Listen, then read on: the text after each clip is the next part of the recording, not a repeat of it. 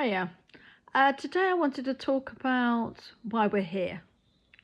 What's our sort of purpose and what we're here for. I mean, it's a question I've asked myself many a time, I must admit, especially when I was learning about myself. Trying to understand, was this it? I've had a pretty awful time before I started asking these questions. I thought, surely this can't just be life. Well, there's this wonderful world out there, and there are images of this, the whole of the world is covered in beautifulness.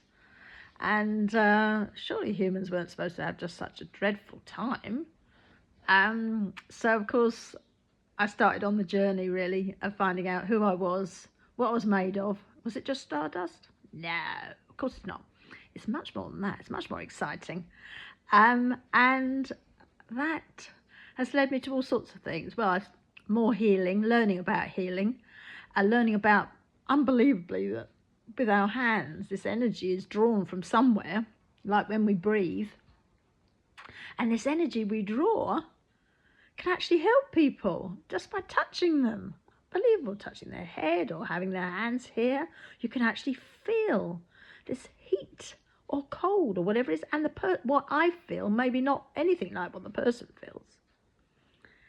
And it just blew me away. And when I got more and more into it, I thought, I can see connections here between, I'm an electronics engineer and I work for aviation, and there I am thinking, isn't that funny?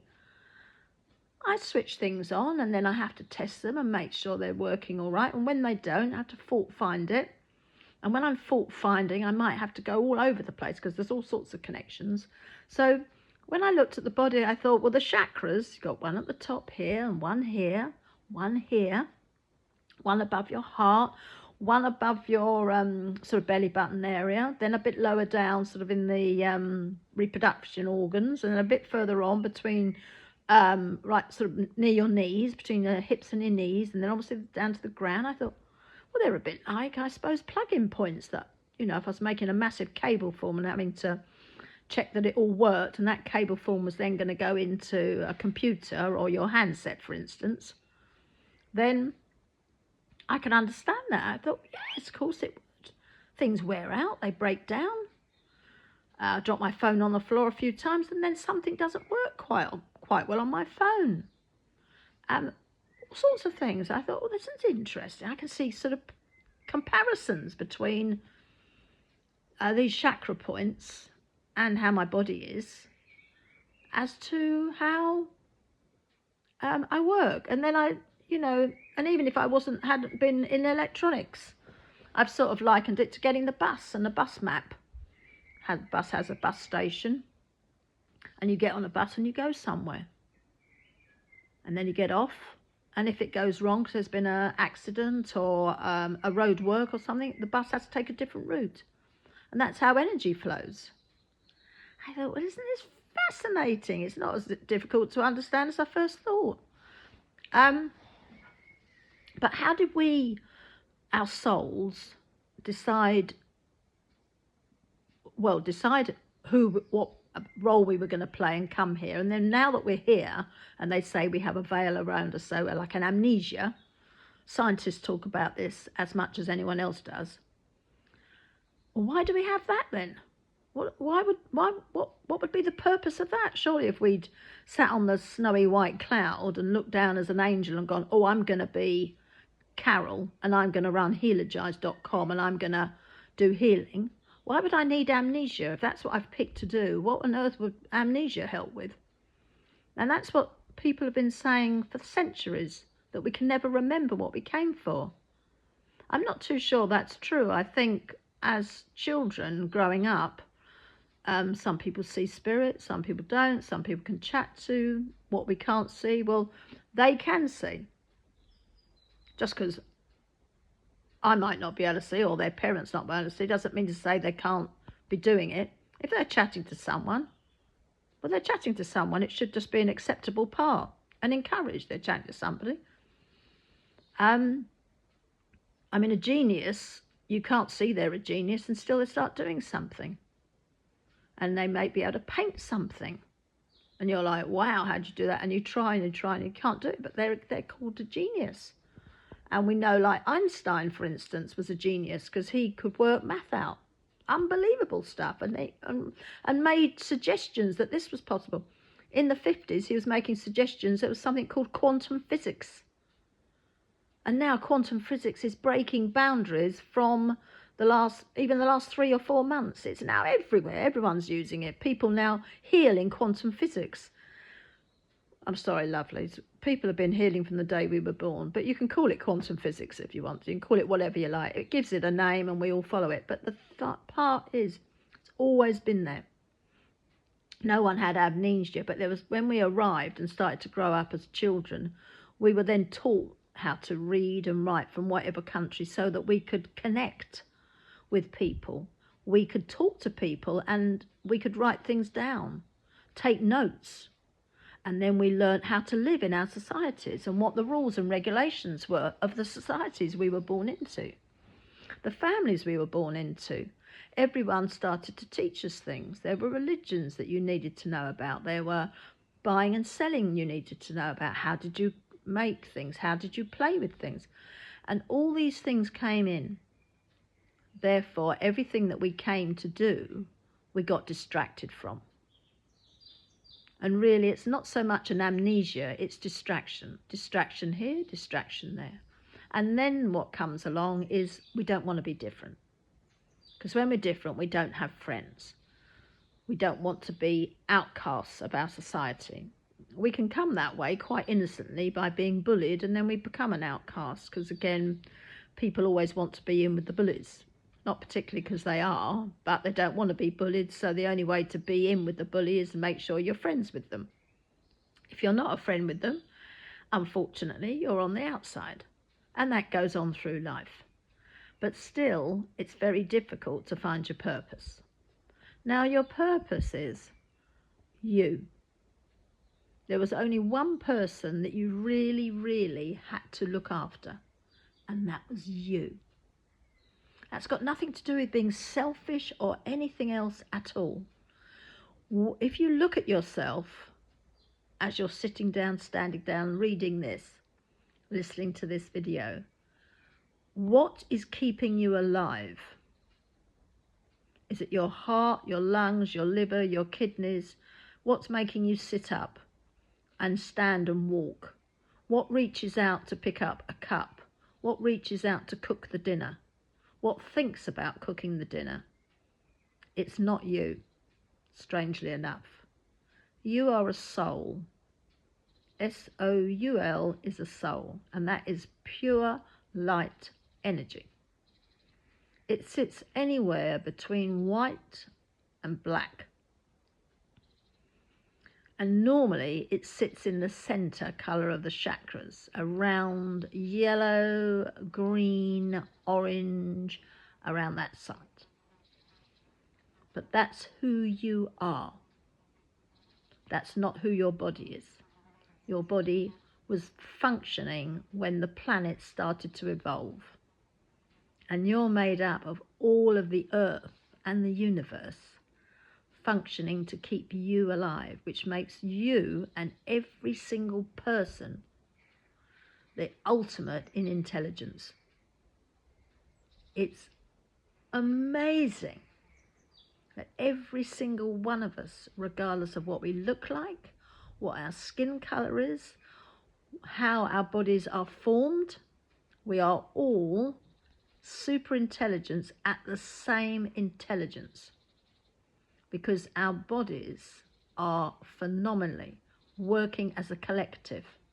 Our brains and all the things inside the brain, the pineal gland, the this gland, that gland, the throat, we can eat, we can smell, we can hear, we can see, we can talk. All these things are just expressions of our bodies. But the brain, the lungs, the kidneys, the stomach, they're working furiously, frantically, all connecting. They're all very different pieces as well, but they all work together to keep you standing up, sitting down, whatever it is, alive. They work to keep you alive. And it's very hard to kill the human body itself. Outside help, yeah. There are lots of ways of killing the human body outside of it, but actually inside the human body, it was never made to die. It was made to continuously live, grow into old age. And if you look after the body, so the skin, when it gets very fragile, and it's literally like tissue paper, thinner than that, if it's kept moist and looked after and plumped up from the inside, not the outside, but plumped up from the inside, it will function phenomenally for a long, long time. But we've lost that, because once we start getting taught how to evolve in our societies and understand our societies and learn the rules and regulations and speech and writing and the various other things, it takes us away from the who we are. And we immerse ourselves in it, and our bodies are functioning to keep us alive, and then running along, picking things up, going, wow, wow, wow, trying on new clothing. Someone's making this, dyeing it, and everything you look around your house, and it was made by somebody, possibly not you. And somebody created the thought and brought it into being. And these are phenomenal things. Your bread bin, your dustbin. They may seem very trivial things, but somebody brought it into being. Someone designed it. Someone even thought, oh, I can make something out of metal. Well, I'm not going to go into how metal's made, because some metals are phenomenal. You'd never know it came out of stone, because you can't see it until you find it in stone. And then, anyway, as I say, some of them are really difficult, and most scientists are like, how on earth did that ever get found and invented? Everyone's just glad it was, because it's used every day now. But we've all run away from ourselves. But this is the powerhouse of abundance. Once we start to realize our purpose was solely to look after this body inside of ourselves, as well as the skin on the outside, and to look after that as a daily ritual. Because without this, you can't be alive. You can't move. You might be restricted in things that you weren't, but without this, you still cannot live and interact in that way. This is so super intelligent, nothing beats it anywhere on Earth or in the universe or anywhere. But it needs to be connected constantly. Now, you can help, obviously, with feeding, eating, loads of water, just the fundamentals to keep it really ticking over at its top part. But then you need to help it stay connected. And for that, that's wherein the major amount of healers now come in. They're bringing you energy. Look around and see. Colour therapy is good.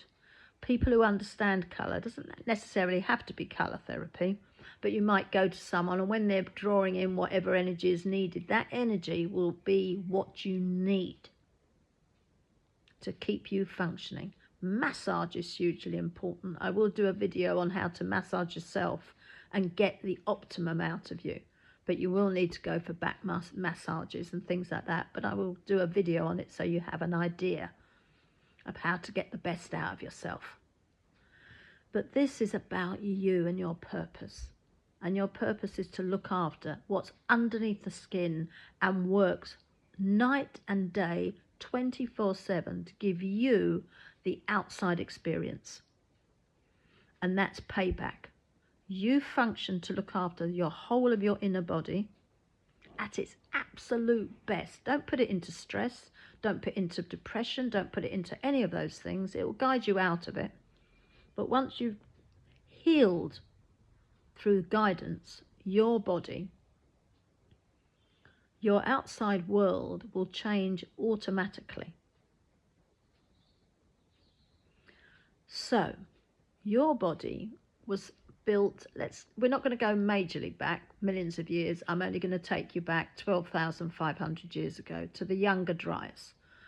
Look it up on the internet, and in that time a lot of the world was impacted by meteorites, floods, all sorts of things.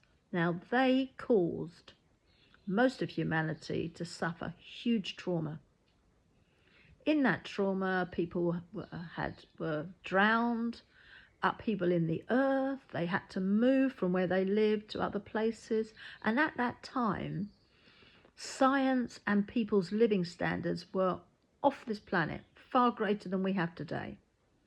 They had moved leaps and bounds. They weren't cavemen. They became cavemen, and they became hunters and gatherers because everything was gone. You only have to imagine, if you look out your window, if everything suddenly was washed away and you stood up the next day and you thought, oh my God, I've got no back garden. All my vegetables are gone. And you turn on the TV, but you can't because there's no connection anymore. And you come out and you stagger around and you look around at everything and you think, oh my God, where is everyone? Where's my family? Is anyone all right? You can't use your phones. Suddenly all connections broken off. All you know is roughly where they are. And if they're in this country still, you'd have to walk there or get a horse or something. Or you could drive your car until it breaks down, and then after that, pumping stations won't be able to pump oil out because they need electricity to bring the stuff up. So then you're stuck. And you might be able to drive some way towards them, but you don't know if they're driving towards you. So suddenly everything's in turmoil, and then you realise you actually can't drive because the roads are impassable. Very shortly, probably less than a year, everyone would be a caveman. Because not many of us know how to feed ourselves, grow food from scratch. Not many people actually have any idea where to get the seeds from. Did you have any seeds? Well, they all got washed away. Well, what is there? Well, there isn't much. What is there? And what there is, everyone will be fighting over. So we could easily go from, every part of the world can go from super high intelligence where everything's delivered, you phone up and get it delivered, to absolutely not. And that's what happened. People went from absolutely everything to absolutely not. Fast forward to maybe 4,000 or 5,000 years later, places that hadn't been so affected by it were still going. Not quite so strong because they'd lost connections and ties, and other places had to rebuild themselves completely from scratch. So there were funny areas around the world, and those areas got left because no one wants to go and visit somewhere that's got to build itself completely from scratch. If they can help it, they're going to go more to civilizations that are still up and running. So these things were going on all the time, but your body now, it has trauma, has pain, has loss, pure emotion that's embedded inside it. And as time goes by, that becomes part of your DNA. We, in this lifetime, from the 21st century, in most parts of the world, aren't enduring wars. There are wars, for sure, but not all of us are enduring them. We're having peaceful times and everything is good. And that makes healing your own body so important. It has to be healed. Why everything is calm, heal yourself. Every single person has trauma in them. They have seen immense trauma. They have suffered pain. And they need healing. And most people's illnesses today are because they're not healing their body. They're still searching outside of themselves for the magic cure.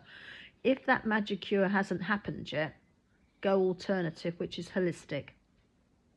I would stay with, if you have medicines, I have taken a medicine, for instance, for asthma. I still take that. Not so much now, but I certainly take it, and I always have it, just in case.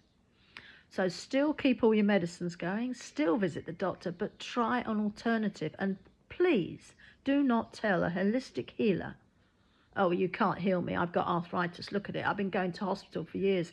I'm not a hospital, and if you've been going for years to the hospital, then why aren't you trying something different? Enough, absolutely enough. I mean, in the NHS, for instance, I'm in the UK, we have the most caring, amazing surgeons, doctors, nurses, everybody in that system. I'm just saying those three, but there are thousands of people, and all of them care and try their hardest to heal you, help you, keep you alive. Always, they've got you at the top of their list, and they have to deal with hundreds of variants of anything at any given moment. They are the true, up at the top there, healers of the world. They will try everything, and most of them can think out of the box when they're working, which is why they've driven themselves to producing new things, new ways of working, new ideas. So we are all valid, whether you're in a hospital, surgery, every single thing is valid. Because before it came to hospitals and surgeries, because they were all lost 12,000 something years ago, people have had to go back to natural remedies. And there is absolutely nothing wrong with them. You're an idiot if you think a natural herbal remedy is not going to do you any good. Because you were born natural, and you're made up of plants and animals and minerals. That's what you're made up of. So if you don't think you're worthy of having those, then maybe that should also look at why you're ill all the time and you can't be healed, because you're not looking at the most important part of you. We are phenomenal beings, and the soul comes to learn the phenomenal being that we are. How were we made? How do we keep ourselves going? What do we need? What minerals do I need to take? How much water should I have? Should I just keep drinking until I know that I can't? The body will tell you, no more water. But that sometimes people miss the signs. When you keep being told, no, no, no, don't smoke. Oh, not another one. We think, oh, it's a craving, we'll have another one. No, no, no, no, no. The body's screaming at you, don't do it. And then we go and do it. And the body has to cope with it. So then we have a setback. We get very tired. We start coughing. Maybe we do get an illness from it. Well, fancy that. You've overindulged in it. You've got an illness from it. The point of it is you came to look after this body. Once you're looking after this body and it's really doing well, if you have children, you can look after them well, because you know everything you needed to know about yourself. They might come with different problems, but you can work through them. And science and doctors and hospitals and what have you, the care industry, will try their best to keep them well. But you can run side by side holistic practices, massage, reflexology. A very good reflexology will pinpoint something in your body that's not working. When you ask the medical profession, they'll tell you on scans that's correct. That's how good a proper reflexologist is. And they won't get it from bits of paper, unfortunately. They have to feel it, see it, know it. That's how good reflexology is. I mean, everything had to be there because the body was made. And as that body was being created, in its place, they put the remedy for that body. Like they tell you, if you get a snake bite, they use a bit of the snake bite and something else to heal you. But you have to have a bit of that to get you back on track again with something else. It's the antidote. And that's when you were being formulated, all this was being worked out to keep you in tip-top condition. And none of that had anything to do with the radical medication of chopping your arm up, flooding your body with toxins, giving you certain pills. It all came about from plants, minerals. All came from that. Whatever in nature was original, that's what it came from. It came from animals. They're not there to eat and kill. They're there to you to think about and use the power of your mind, and how it comes to as an energy, because your body is fundamentally working on energy. It's energy that fuels your body. And that energy is encoding and breakdowns like that. You don't have to eat something to make yourself better. You can think of it, and the power of your thought and asking will bring that to you. We need to learn there are two things in life. We can use all of them for our best health. That's the radical new way of working. You go to hospitals, doctors, and they give you prescriptions for things. If it's toxic, be careful of it. Go and see the other side of the coin and tell your doctor you're going for reflexology. Tell your doctor so they know, because they may prescribe something for you, and unbeknown to them, you're taking too much coconut, you're taking too much lavender. These are things that if they don't know about, when they give you the next thing, they may have a reaction, especially to lavender. And there you are, spraying all over you, bathing in lavender, eating lavender on everything you have. The whole house is in the colour of lavender, and then overload is already in your body, which is causing you to be ill. And then you go to your doctor and he prescribes something that either has an adverse effect with lavender or is another nail in the coffin because you've already overdosed on it and he's giving you some more stuff. And that is where the problems lie. Always keep your medical, doctor, nurse, whatever, up to date with what you're doing. Hands-on healing won't affect it, but if you're taking supplements that are not in the medical line, just let everyone know what you're doing. Are you on anything? Yes, I take evening primrose, lavender, blah, blah, blah. Just tell them. If it's written down and they have to write down everything you say, if there's a complication and they didn't know their medical stuff, then they're going to be more at fault. But if you don't tell them that you're on these different supplements and dietary things and what have you that are called complementary, they may not be so complementary with the medical profession if they have no idea you're on it. It's again keeping people informed, letting people know. The more you know all these things, the more power you have to help yourself and other people. But once you start helping yourself, as I say, when you have children or you adopt children or become a step parent, you know how to help people because you know who you are and you're listening and you're gaining so much advice and direction where to go from this lovely swirl of energy, divine energy. And this divine energy is in you. It's not just out there because you're so super intelligent. And this divine energy will try and save your life.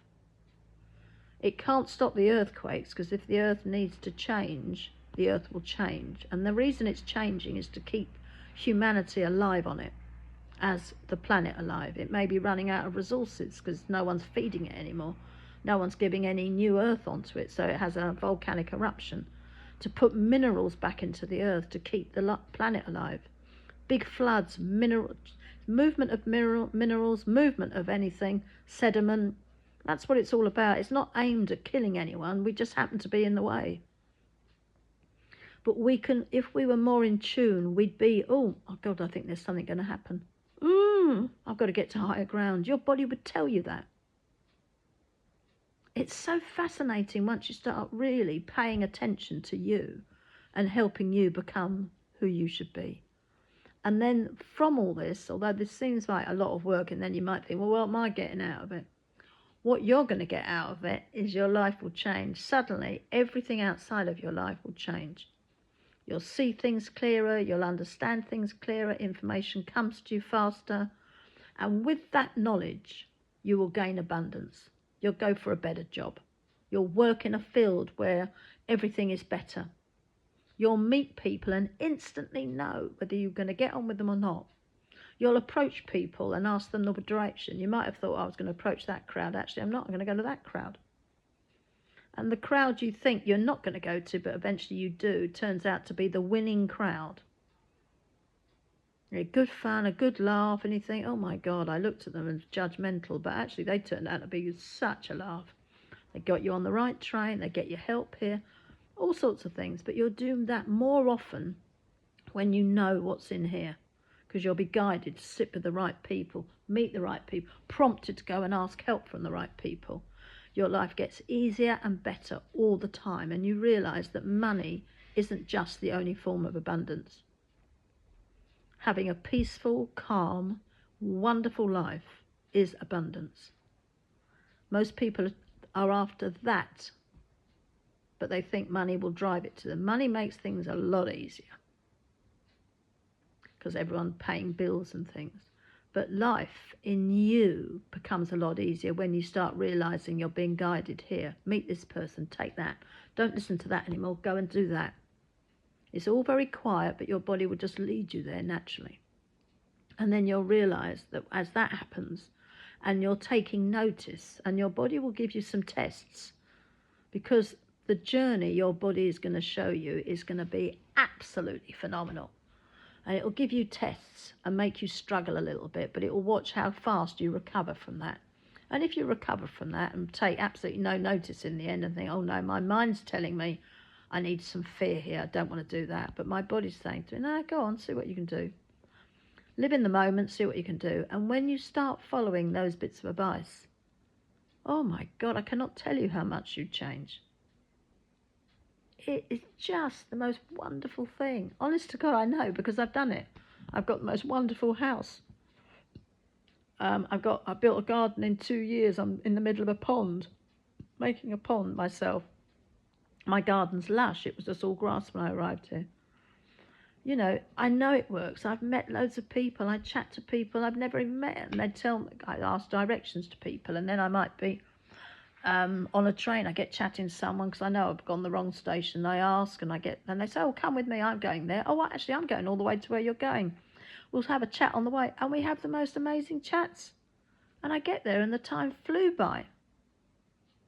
And that's because I'm listening to my abundance, listening to myself, my higher guidance.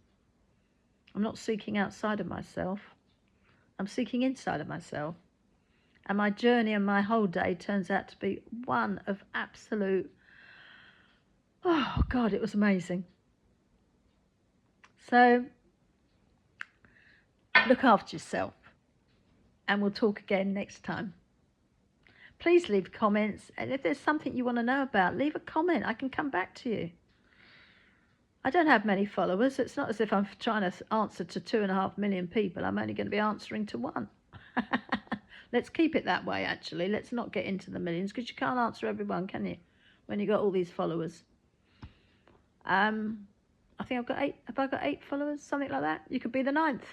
Join me. And then you can ask me questions, and I can help you with things. Let's keep it small. I'm a small business, so let's keep it small. Speak soon. Bye.